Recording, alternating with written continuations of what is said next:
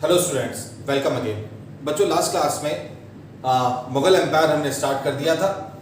हमने देखा about Babar and about Humayun. ठीक है, अब हुमायूं के बाद थोड़ा सा हमने अकबर वाला भी पोर्शन डिस्कस कर लिया था। अकबर वाला अभी हम आगे देखेंगे। Then Jahangir, then Shahjahan, then Aurangzeb, then Mughal administration, their revenue system, ये भी हम आगे पूरा का पूरा डिस्कस करेंगे। ठीक है, एक कुछ बच्चे पूछे थे कि कुतुब मीनार का आपको बताया था। कुतुब मीनार स्टार्ट किया था कुतुबुद्दीन ऐबक ने। ठीक है, in the memory of a Sufi saint Qutbuddin Bakhtiyar Kaki. वो फर्स्ट स्टोरी कंप्लीट कर पाया था कुतुबुद्दीन ऐबक। उसके बाद 3 स्टोरीज आगे और ऊपर के 3 बिल्डिंग्स वो बनाए इल्तुतमिश ने। आपको बताया son in law of Qutubuddin Aibak Iltutmish, Shamsuddin Iltutmish. और उसके बाद जो 5th स्टोरी है वो 1368 में ये बनाई थी फिरोज शाह तुगलक ने, ऑफ तुगलक डायनेस्टी। थोड़ा सा फिरोज शाह तुगलक का भी देखा था अपन ने तुगलक डायनेस्टी में। तो in this way Qutub Minar was completed. Start Qutbuddin Aibak ने किया, एक बेसमेंट कह लीजिए फर्स्ट स्टोरी इस तरह से बनाया, 3 उसके बाद इल्तुतमिश ने, और उसके बाद जो रिमेनिंग थी it was completed by Firoz Shah Tughlaq. तो बच्चों, आज आगे अपन करेंगे। अकबर का अपन ने देखा था, स्टार्ट किया था। Akbar became ruler at the age of 13 years. उस समय अकबर जिसकी गाइडेंस में था दैट वॉज बैरम खां। बहुत इंपॉर्टेंट है, अच्छे से याद रख लेना, बैरम खां।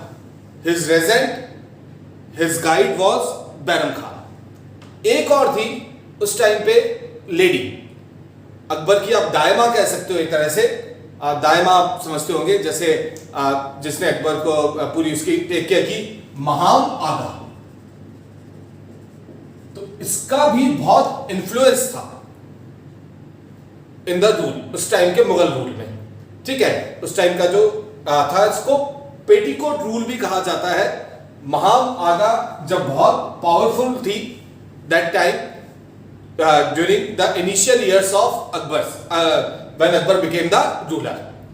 आप में से अगर कुछ बच्चों ने जोधा अकबर मूवी देखी होगी तो उसमें भी उस वाला कैरेक्टर था, महाम आगा का भी था, बैरम खान का भी था।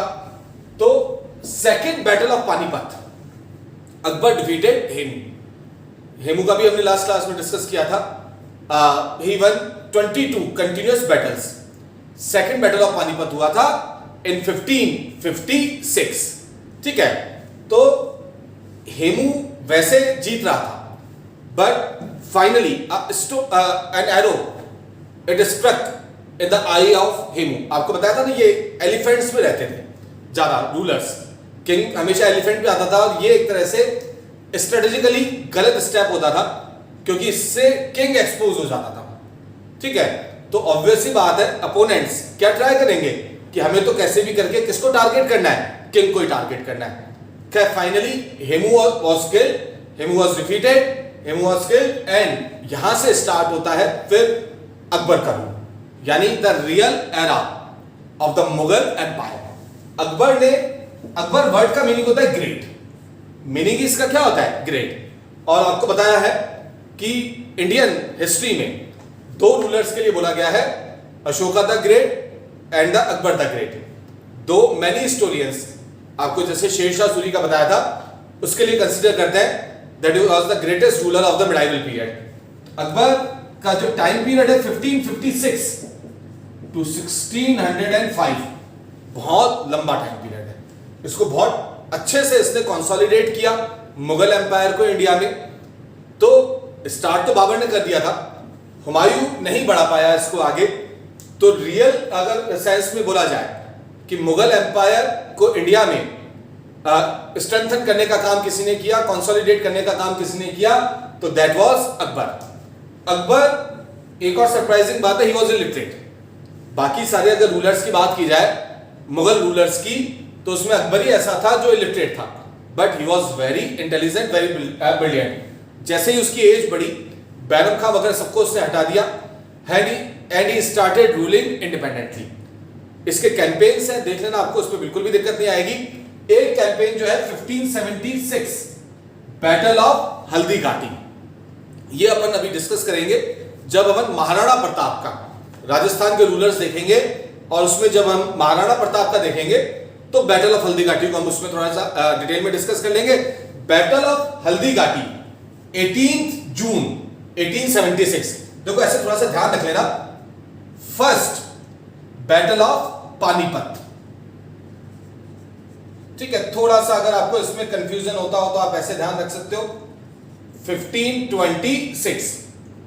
सेकेंड बैटल ऑफ पानीपत 1556, तो 2 + 5 7, 1576 battle of Haldi Ghati. 18 June 1576 battle of Haldi Ghati. ये अपन आगे डिस्कस करेंगे। बैटल ऑफ हल्दी घाटी को थोड़ा सा डिटेल में डिस्कस करेंगे। बैटल ऑफ हल्दी घाटी में अकबर की तरफ से थे जो commander Mansingh and Asaf Khan, Mansingh and Asaf Khan. Maharana Pratap की तरफ से जो थे हाकिम खान सूर, अफगान लीडर थे हाकिम खान सूर। और जबकि इधर अकबर की तरफ से एक तरह से मेन कौन था? मानसिंह।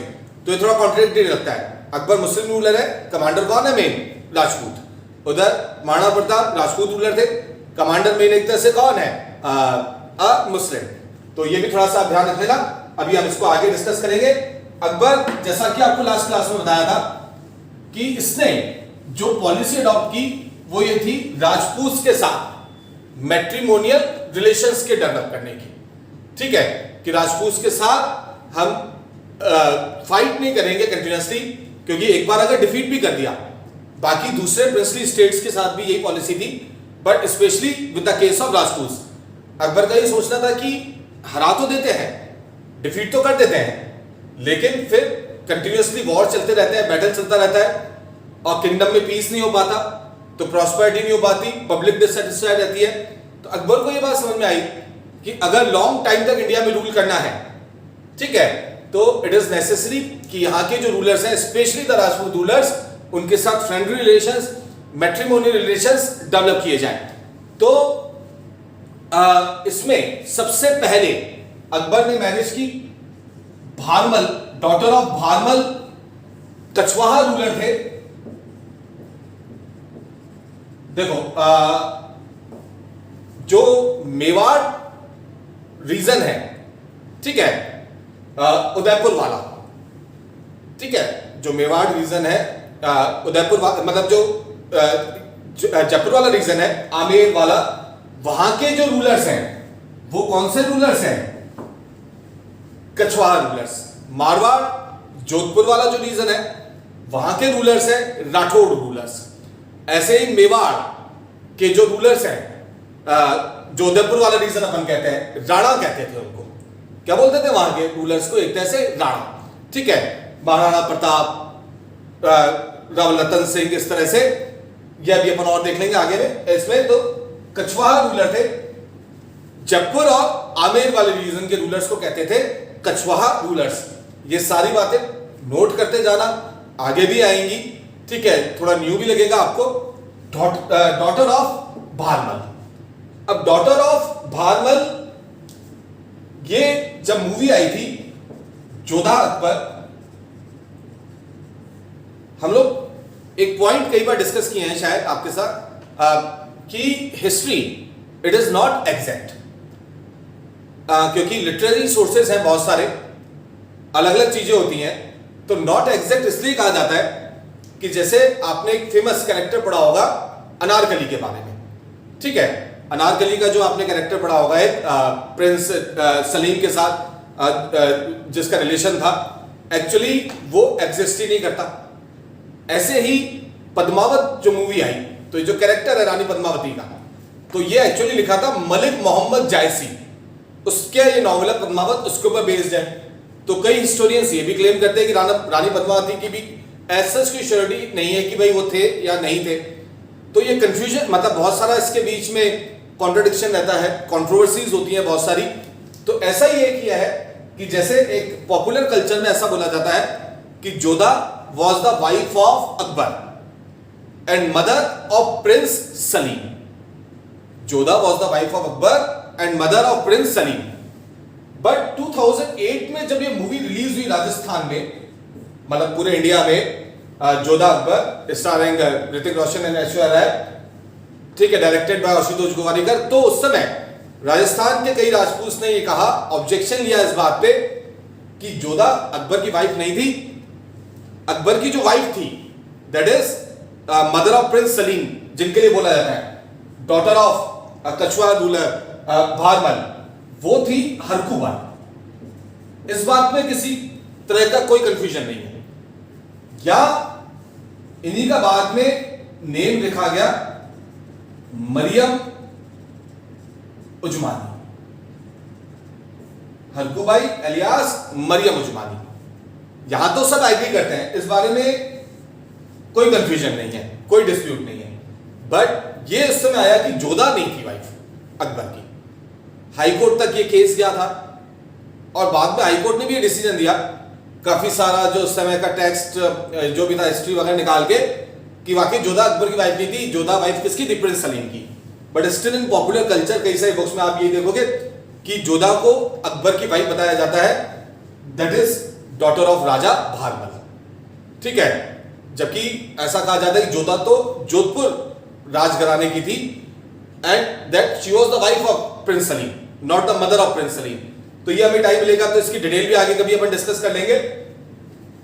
अभी वैसे आप ये मान सकते हैं पॉपुलर कल्चर में ही कहा जाता है। बट इस वजह से ये जो मूवी थी Jodha Akbar, it was not released in Rajasthan eight that time in 2008, ठीक है। तो अकबर ने ये पॉलिसी ली, उसने बहुत आगे तक बढ़ाया मुगल एम्पायर को, बहुत सारे उसने कैंपेन्स चलाए और इसकी ये पॉलिसी जो थी ये बहुत सक्सेसफुल भी रही, ठीक है, of developing friendly relations with Rajput rulers. Akbar ने अपना एक रिलीजन भी चलाया था, खुद का रिलीजन दीन इलाही, जिसमें उसने दीन इलाही जो रिलीजन इसने चलाया, इसमें इसने जो ऑलरेडी सारे एग्जिस्टिंग रिलीजन्स थे, Hinduism, Islam mainly and then Jainism और भी बहुत सारे, उन सबके सारी जो अच्छी गुड थिंग्स थी उन सबको कंबाइन किया और अपना ये रिलीजन चलाया। ये इंपॉर्टेंट है, दीन इलाही। आपको एक बताया भी था पहले कि जैसे विक्रम संवत था, शक संवत था, उसी तरह से अकबर ने भी चलाया था इलाही संवत। अकबर के बारे में आप एक बात और पढ़ते होंगे, अकबर का जो कोर्ट था, अकबर का जो दरबार था, उसमें नवरत्न हुआ करते थे। यह आपने डेफिनेटली सुना होगा, तो ये देख लेना, ये इंपॉर्टेंट है। बीरबल, एक्चुअली ये थे राजा महेश दास, इनका नाम था, हिंदू थे। अकबर बीरबल की स्टोरीज बहुत फेमस है। ये फर्स्ट पर्सन थे to convert, to adopt this religion, Din Ilahi. He was the first to adopt this. ऐसे ही तानसेन, मियां तानसेन, फेमस म्यूजिशियन, इनके लिए कहते हैं, एक वो फेमस म्यूजिशियन थे, एक राग मल्हार कहते हैं, ये गाते थे तो बारिश होने लग जाती थी, इट इज सेड, ठीक है। राजा मानसिंह, ये इनके बहुत खास आर्मी कमांडर थे। राजा मानसिंह कछवाहा रूलर थे, राजा टोडर, ठीक है। ये नवरत्न अकबर के, अच्छे से ध्यान रख लेना इसको। अबुल फजल, वेरी इंपॉर्टेंट, पढ़ा होगा आपने। अबुल फजल ने 2 बुक्स लिखी हैं, आईने अकबरी एंड अकबरनामा। तो ये बहुत इंपॉर्टेंट सोर्स है उस टाइम की हिस्ट्री का, ऑफ द मुगल एडमिनिस्ट्रेशन। सारा सब कुछ डिटेल में बताया हुआ है और इतना डिटेल में है, एक एक चीज इतनी अच्छे से मेटिकुलस डिटेल्स बताई गई है कि इसके ऊपर आप ट्रस्ट कर सकते हैं, ठीक है। 7th क्लास में आपने पढ़ा होगा, एक्सक्यूज मी, कि बहुत सारी चीजों के ऊपर ट्रस्ट नहीं किया जा सकता था। बट ये जो आईने अकबरी, एक आईने अकबरी और दूसरी अकबरनामा, ये दोनों लिखी थी अबुल फजल ने, फैजी, ठीक है। फिर अब्दुल रहीम खान, ठीक है। फकीर अजायुद्दीन, एंड देन मुल्ला दो प्याजा। अब ये मुल्ला दो प्याजा ये एक्चुअली इसलिए है, गर्मी बहुत रहती है इंडिया में, आप सुनते होंगे कि कहते हैं कि प्याज खाना चाहिए, तो ये अपने पॉकेट्स में, ठीक है, इतनी जब समर्स में 2 अनियन रखते थे तो इसलिए इनका नाम पड़ गया था मुल्ला दो प्याजा।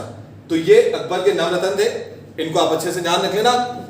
अकबर अपने जो रूल था इसका उसके लास्ट ईयर्स में ही was distracted by the rebellion of prince Salim. Akbar was distracted by the rebellion of prince Salim.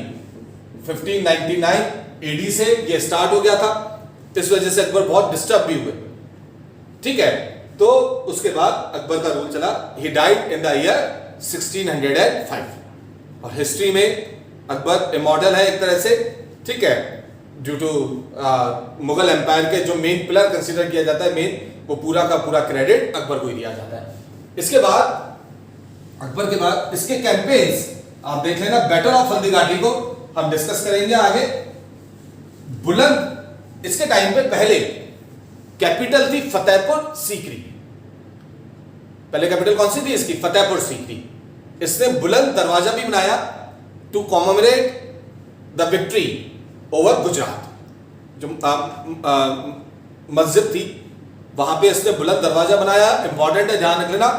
और इसकी काफी टाइम तक कैपिटल थी फतेहपुर सीकरी। फिर आए जहांगीर, 1605 to 1627। प्रिंस सलीम, सलीम जो नाम पड़ा मतलब बहुत टाइम बाद हुआ था सलीम एक्चुअली, तो और बाय द ब्लेसिंग्स ऐसा कहा जाता है ऑफ सूफी संत सलीम चिश्ती। आपके नोट्स में थोड़ा गलत आ गया है कि सलीम चिश्ती ऑफ अजमेर, अजमेर के नहीं थे वो, फतेहपुर सीकरी के थे। फिर से रिपीट कर रहा हूं, आपके नोट्स में थोड़ा सा मिसप्रिंट आ गया है कि सलीम का नाम जो था सलीम चिश्ती के नाम पे था, सूफी संत, ये तो बिल्कुल सही बात है, but not of Ajmer, he was of Fatehpur Sikri, तो वो थोड़ा सा आप उसमें करेक्शन कर लेना। हाँ, अकबर जब सलीम हुए तो अजमेर पैदल जरूर आए थे, मतलब पहले, उससे पहले अजमेर पैदल आए थे ख्वाजा मोइनुद्दीन चिश्ती की दरगाह में, ये बिल्कुल फैक्ट बात है और बहुत मानते थे वो यहाँ पे। ख्वाजा मोइनुद्दीन चिश्ती की जो दरगाह है उसको बहुत ज्यादा मानते थे। आपने अगर देखी हो दरगाह अजमेर की तो उसमें दो एक तरह से वो देग बनी हुई है जिसमें प्रसाद वगैरह इस तरह से डिस्ट्रीब्यूट करने के लिए बनाया जाता है।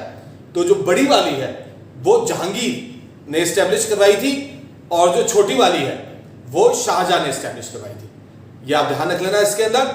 ऐसे ही जो अजमेर का गार्डन है, ये जो बारादरी है, जो ये दौलत बाग जिसको हम कहते हैं, इसमें जो बारादरी है, ये जो मार्बल की बनी हुई है, इसको शाहजहां ने बनवाया था और ये जो गार्डन है इसको बनवाया था जहांगीर ने, ये आप इसमें थोड़ा सा ध्यान रख लेना।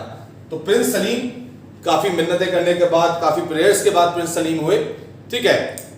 प्रिंस सलीम लेकिन आपको जैसे भी बताया एंड में रिबेलियन कर दिया था और इस वजह से भी अकबर बहुत ज्यादा डिस्ट्रेस हो गया था, ठीक है, इसको बहुत स्ट्रेस था इस बात को लेके। Prince Salim got married to Mehrunnisa, एक विडो थी महलुनिसा, और जो पॉपुलर नेम है वो है नूरजहां। नूरजहां का मतलब हुआ, नूर का मतलब हुआ लाइट और जहां मतलब वर्ल्ड, तो नूरजहां का मतलब क्या हुआ, लाइट ऑफ द वर्ल्ड। तो जैसे शाहजहां के एक तरह से वो थे मुमताज महल जिनके उसमें बनाया ताजमहल, इस तरह से जहांगीर के टाइम में थी नूरजहां, विडो थी, ओरिजिनल नेम था महलुनिसा और इसको नेम दिया था बाद में जहांगीर ने नूरजहां। एक तरह से कहते हैं उस टाइम पे पूरा जो कंट्रोल था वो नूरजहां का ही था। जहांगीर के सिखों के गुरु थे गुरु अर्जुन देव, सुना होगा आपने नाम, अभी देखेंगे अपन सिख गुरु भी आएंगे आपके, उस पर अपन देखेंगे।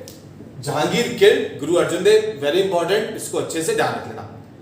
Maharana Pratap never accepted Akbar's supremacy और अकबर्स सॉवरेनिटी, बट महाराणा प्रताप के बाद जो महाराणा प्रताप के सन थे Amar Singh, he accepted the supremacy of Jahangir, but उसमें भी बहुत कंडीशंस थी कि वो कभी जहांगीर के कोर्ट में नहीं जाएंगे अमर सिंह, मतलब पूरी की पूरी अपने टर्म्स एंड कंडीशंस एक्सेप्ट की थी। और उसके पीछे भी रीजन ये नहीं था कि वो डर गए थे, रीजन ये था कि कंटिन्यूअस स्ट्रगल से पूरे एरिया का डेवलपमेंट रुक गया था। कंटिन्यूअस जब बैटल ऑफ हल्दीघाटी और उसके बाद भी महाराणा प्रताप और अकबर के बीच में स्ट्रगल चलता रहा, ठीक है, तो पूरे एरिया का डेवलपमेंट रुक गया था। तो in order to maintain the peace and for the development of the local people, और भी बहुत सारे जो एल्डर्स थे उन्होंने भी यही सजेस्ट किया अमर सिंह को, that is son of Maharana Pratap, कि आपको पीस कर लेना चाहिए, पीस ट्रीटी कर लेनी चाहिए विद जहांगीर। बट इसमें पूरी अमर सिंह की कंडीशंस थी कि वो कभी भी कोर्ट में यानी दरबार में जहांगीर के पर्सनली नहीं जाएंगे, सबसे हाईएस्ट रैंक दी गई उनको, और जितनी भी कंडीशंस थी सारी की सारी अमर सिंह की एक्सेप्ट की गई। तो एक तरह से तो कह सकते हैं कि उन्होंने मुगल एम्पायर की सॉवरेनिटी एक्सेप्ट कर ली, बट एक तरह से ये भी कह सकते हैं कि वो रूल कैसे करते थे, independent as an independent ruler, ठीक है। तो जहांगीर 1627 तक रूल किया। जहांगीर के बाद फिर आए prince Khurram, prince Khurram that is Shahjahan.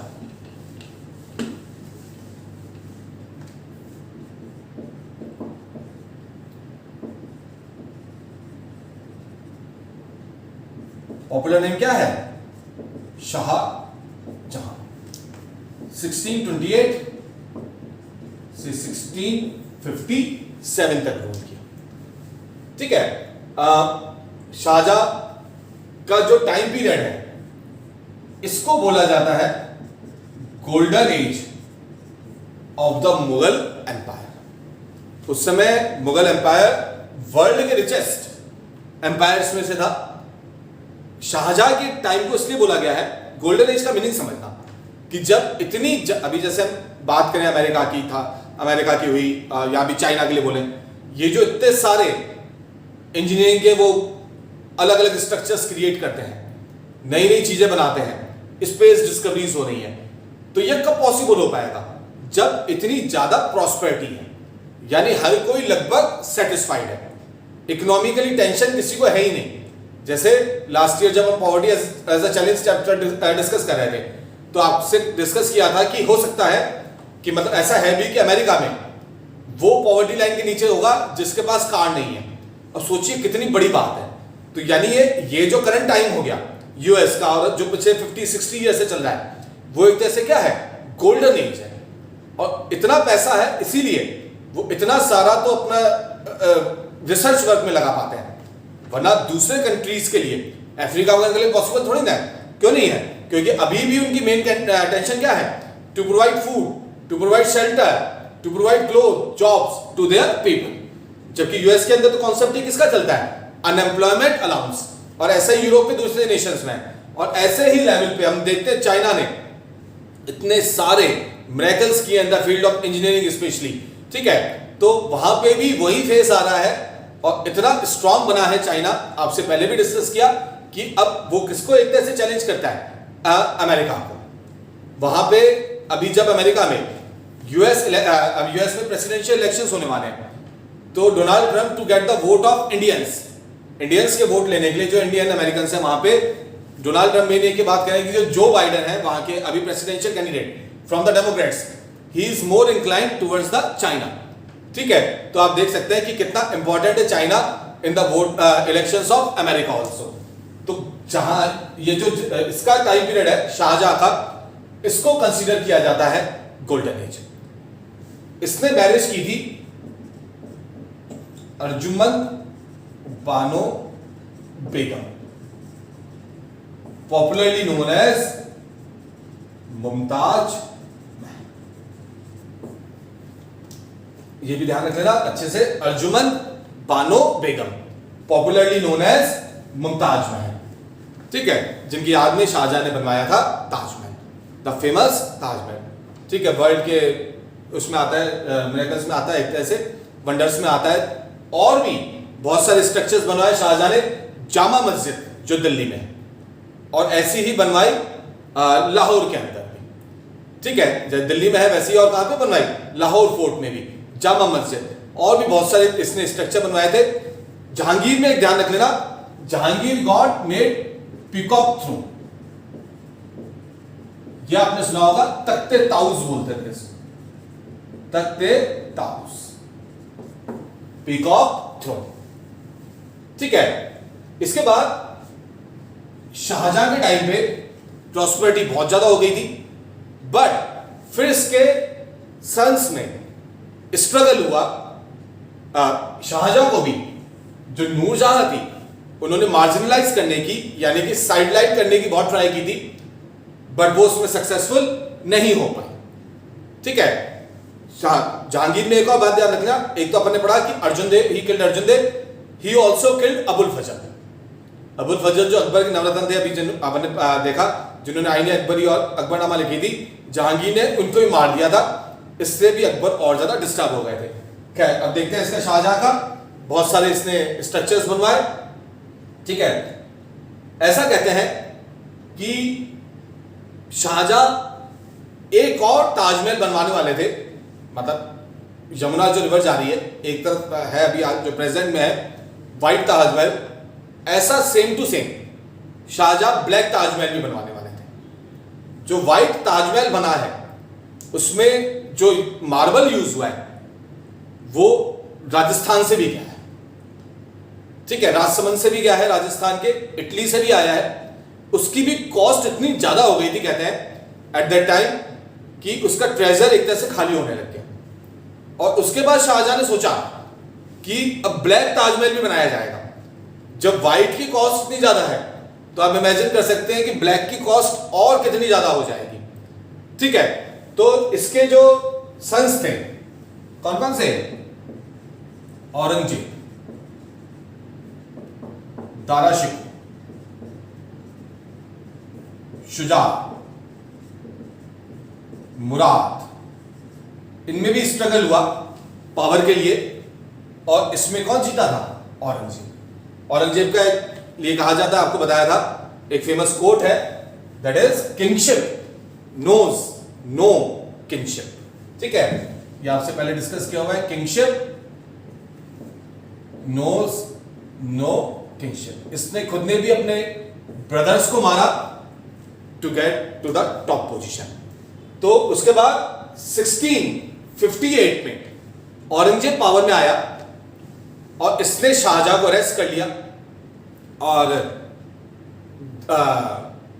जो ताजमहल है उसके सामने जो आगरा का फोर्ट है वहां पे उसको अरेस्ट करके रखा ताकि वो ताजमहल देखते रह सके। ठीक है, एंड देयर शाहजहां ही फाइनली डाइड इन 1666। तो आप देख सकते हैं कि परमानेंट कुछ भी नहीं है, कोई भी पावर कुछ भी परमानेंट नहीं होती। शाहजहां जिस ताजमहल बनाया, he spent last years of his life in the prison, और अरेस्ट भी किसने किया? his own son Aurangzeb.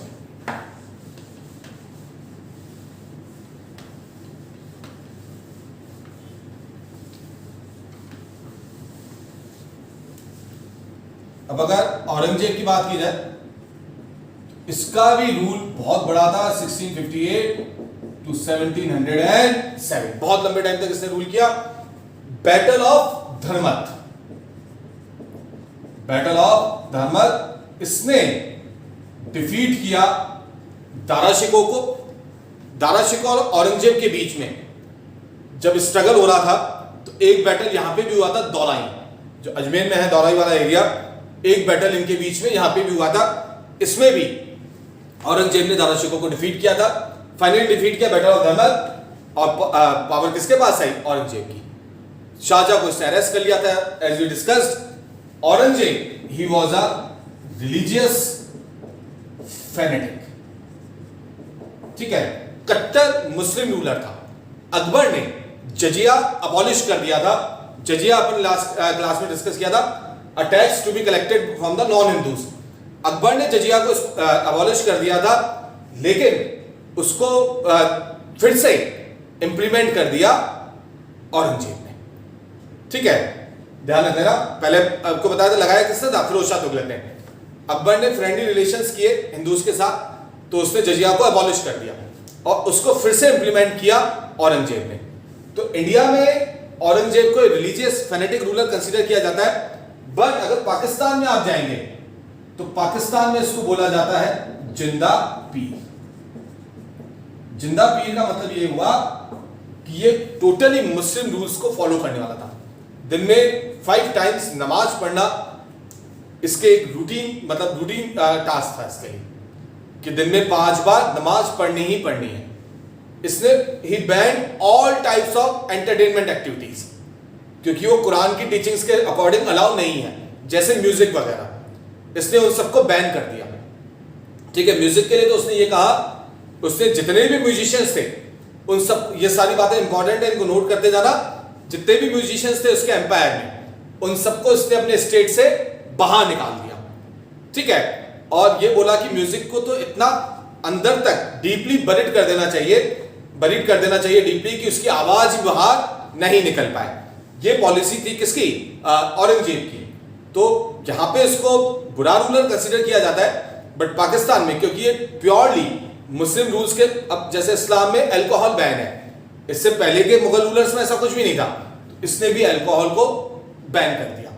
ठीक है, झरोखा दर्शन भी बंद कर दिया इसने, ये ध्यान रख लेना, झरोखा दर्शन, ये जो इसके प्रीवियस रूलर्स ने स्टार्ट किया था, क्योंकि as per the teachings of Quran photo खींचना भी एक तरह से अलाउड नहीं है। ठीक है, तो उसने ये सब बंद कर दी, सारी एक्टिविटीज इसने बंद कर दी, और प्योर मुस्लिम उसके अकॉर्डिंग ये रूल करने लगा। ठीक है, इसने भी अपनी वाइफ की मेमोरी में औरंगाबाद में बनवाया था बीवी का मकबरा, और इसको बोला जाता है इसके लिए ताजमहल ऑफ द साउथ। एक तरह से बिल्कुल इसी इस पे बनाया गया है, औरंगाबाद में बीवी का मकबरा बनवाया था इसने, औरंगजेब ने। ठीक है, तो इसकी जो पॉलिसी थी, धीरे धीरे इसने सारे हिंदूज को हटाना स्टार्ट कर दिया। हालांकि जयसिंह को इसने अपॉइंट किया था as the commander of Deccan. Aurangzeb के टाइम पे बहुत इंपॉर्टेंट है, मुगल एम्पायर रीच्ड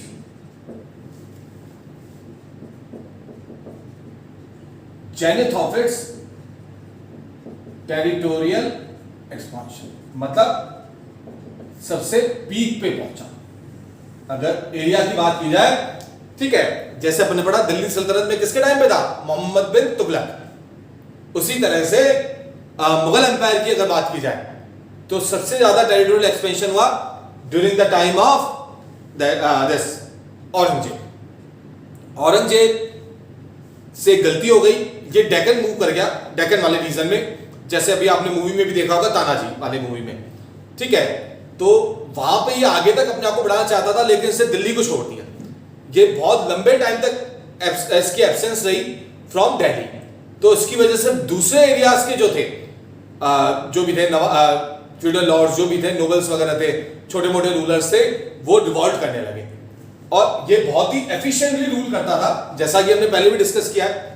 तो ये कुछ रीजंस हैं of the downfall of the Mughal empire. Number 1 कि इसने अकबर, जहांगीर, शाहजहां, इनकी जो पॉलिसीज थी of having friendly relations with the Hindus, उसको डिसकंटिन्यू कर दिया। हालांकि ये भी बात है कि इसके टाइम पे ही सबसे ज्यादा हिंदू कमांडर्स भी थे। दोनों बातें आपको कॉन्ट्राडिक्टरी लगेंगी। इसने जजिया इंपोज किया 1669 में, इसने ऑर्डर दिया to break the Hindu temples. ठीक है, बट ये भी सही है कि इसी के टाइम पे सबसे ज्यादा हिंदू कमांडर्स थे, पर वो सारे के सारे वैसे थे जो यहाँ के राजपूत रूलर्स के अगेंस्ट में थे। ठीक है, तो ये बहुत बड़ा रीजन था of the downfall of the Mughal empire. दूसरा, अगेन ये इतना ज्यादा एफिशिएंट था, ठीक है, इतना ज्यादा डिसिप्लिन से रूल करता था कि बाद वाले उसको मेंटेन नहीं रख पाए। एक और बहुत बड़ा रीजन है कि दिल्ली छोड़ के डेक्कन वाले एरिया में चला गया, डेक्कन प्लेटो वाला जो एरिया है, साउथ की तरफ चला गया। एंड इट प्रूव्ड, ये नोट कर लेना, it proved to be the graveyard of Aurangzeb. वो कभी भी उसको पूरी तरह से जीत भी नहीं पाया, वहीं उलझ के रह गया। दिल्ली को कंट्रोल, ऑब्वियसली बात है, उस समय इतना ज्यादा means of transport and communication हुआ नहीं करता था, प्रॉपर्ली मैनेज नहीं हो पाया, और इसकी डेथ के बाद जो मुगल एम्पायर था वो डिसइंटीग्रेट होने लग गया था। एक बहुत इंपॉर्टेंट है इस केस में, ट्रीटी ऑफ पुरंदर, ये कंक्लूड की थी इसने शिवाजी के साथ, treaty of Purandar, in which Shivaji agreed to give 23 forts to the Mughals. यहां से फिर एक फेमस इंसिडेंस भी है कि शिवाजी को अरेस्ट भी कर लिया गया था, और फिर उसके बाद शिवाजी वो जो मिठाई का टोकरा होता है एक तरह से, उसमें एनी हाउ ही एस्केप। थोड़ा जो शिवाजी वाला पार्ट आएगा हम फर्दर उसमें उसको देखेंगे। ये बहुत इंपॉर्टेंट है। ट्रीटी ऑफ पुरंदर अच्छे से ध्यान रख लेना। शिवाजी के साथ कंक्लूड की, in which Shivaji agreed to give 23 forts to the Mughals. पर औरंगजेब ने तो अच्छे से मेंटेन कर लिया था, बट इसके बाद जो हुआ, मुगल एम्पायर डिसइंटीग्रेट होने लग गया। 1707 में इसकी डेथ के बाद, after the death of Aurangzeb, Bahadur Shah he ascended the throne. Bahadur Shah Zafar अलग है, वो जो 1857 वाला रिवॉल्ट वाला बहादुर शाह जफर वो अलग है। बहादुर शाह 2 भी बोला जाता है उनको। 1707 में जो बने बहादुर शाह, उसके बाद फर्रुखशियर और रूलर्स आए, और जो मुगल कोर्ट था वहां पे ट्रीचरीज, कॉन्स्पिरेसीज ये बहुत ज्यादा होने लग गई। धीरे धीरे ये वीक होने लग गया। फिर इस टाइम पे पोर्चुगीज भी आने लग गए थे इंडिया में, ठीक है। तो पोर्चुगीज भी यहां पे आने लग गए इंडिया के अंदर, ठीक है। इसमें एक पोर्चुगीज क्रिश्चियन वुमेन का नेम आएगा, ठीक है, जूलियाना डायस डा कोस्टा।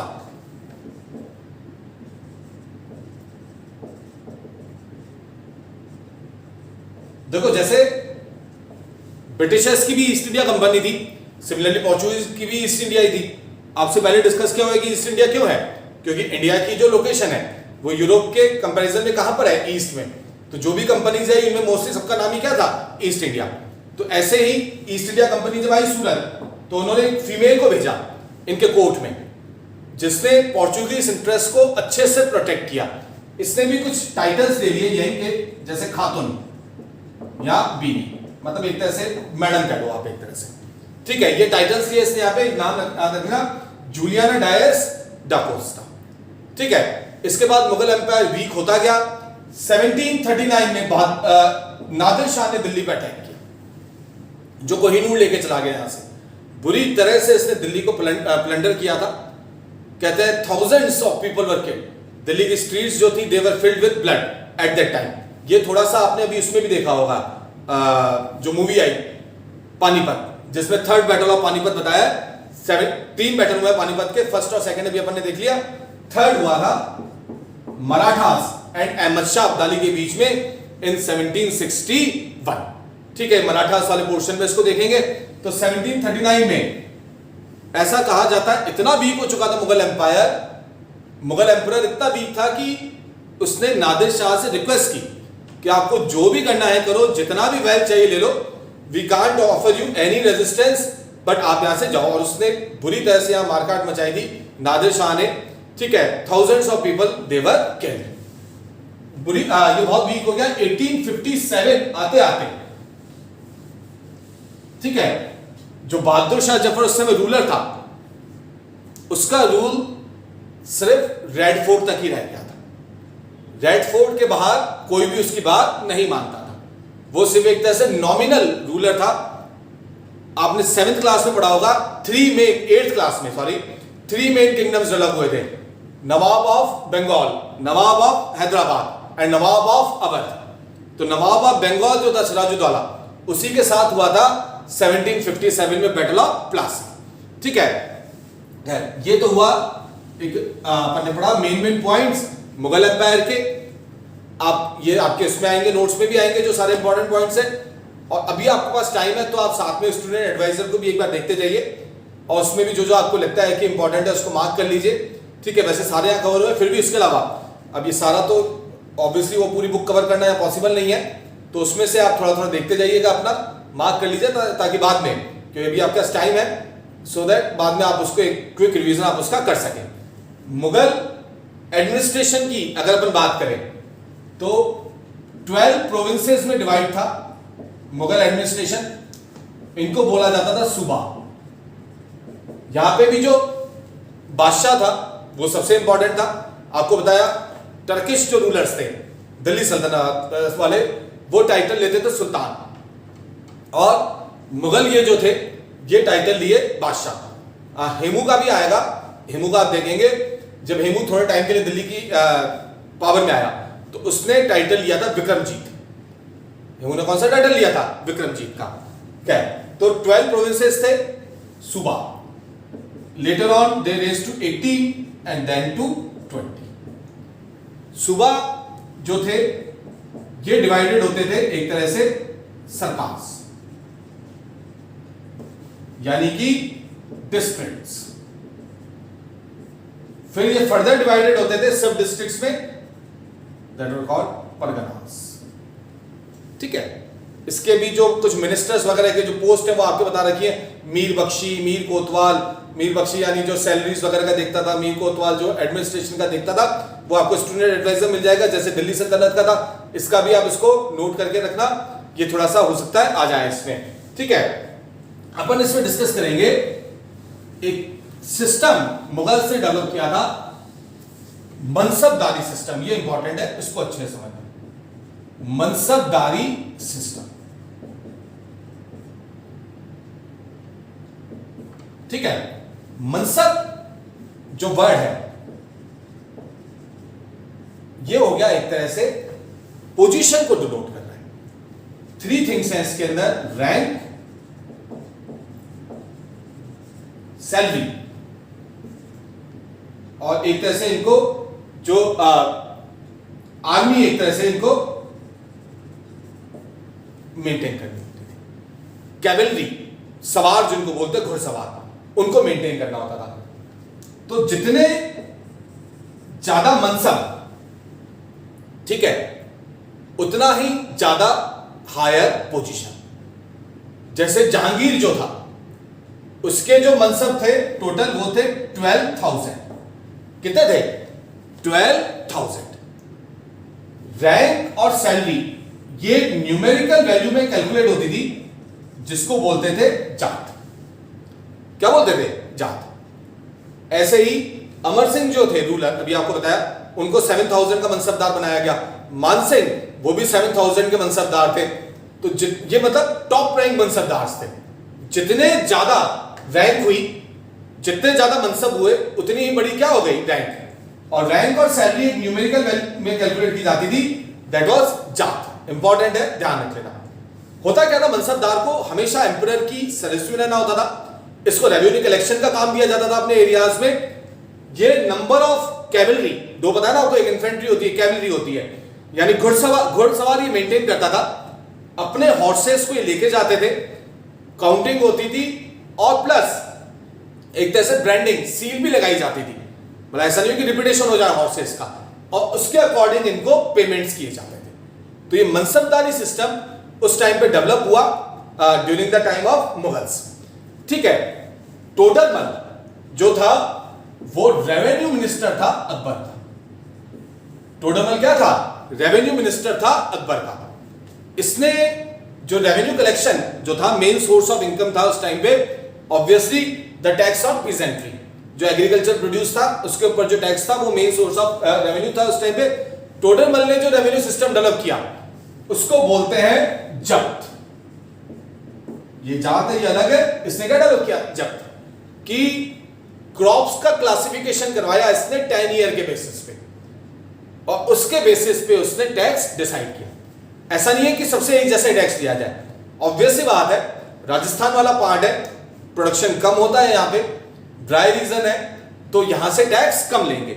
यानी पिछले 10 ईयर्स का रिकॉर्ड मेंटेन किया गया, और उसके बेसिस पे, मतलब जो फिर एवरेज निकला, उसके बेसिस पे टैक्स वगैरह डिसाइड किया गया।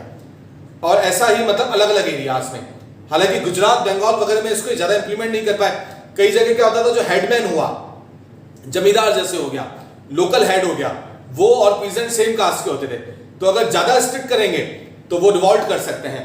तो इस तरह से पूरा सिस्टम था इनका, बहुत ही एफिशिएंट सिस्टम था ड्यूरिंग द मुगल एम्पायर। और मैंने आपको बताया अलाउद्दीन खिलजी से स्टार्ट हुआ, शेरशाह सूरी से होते हुए अल्टीमेटली किसने अडॉप्ट किया था इसको? अकबर ने। तो मनसबदारी सिस्टम इसका इंपॉर्टेंट है, आप इसको अच्छे से ध्यान रख लेना। ठीक है बच्चों, तो ये आज अपन ने कंप्लीट कर लिया मुगल एम्पायर वाला पोर्शन। अब नेक्स्ट क्लास में अपन स्टार्ट करेंगे about the rulers of Rajasthan, और वो वाला हम कंप्लीट कर लेंगे।